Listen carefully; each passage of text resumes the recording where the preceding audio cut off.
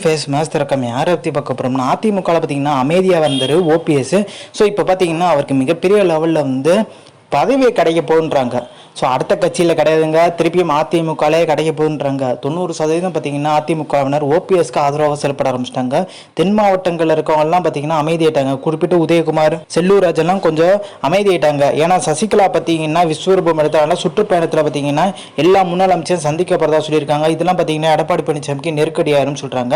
திருப்பியும் பார்த்தீங்கன்னா உதயகுமார் அதே மாதிரி செல்லூர் ராஜெல்லாம் பார்த்தீங்கன்னா ஓபிஎஸ் கீழே இயங்குற ஒரு சூழ்நிலை தான் வரும்ன்றது தெரிஞ்சுக்கிட்டு தான் இப்போ அமைதியாயிட்டாங்க.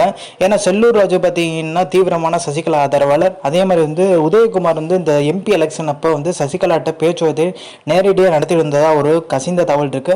அதே மாதிரி வேலுமணி, செங்கோட்டையெல்லாம் பார்த்தீங்கன்னா சசிகலாவோட ஒரு லிங்க்ல தான் இருக்காங்க.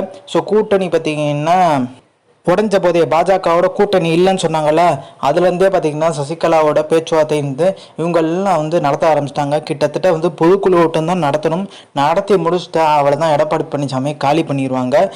ஸோ இந்த இன்ஃபர்மேஷன் முடிச்சா லைக் ஷேர் சப்ஸ்கிரைப்.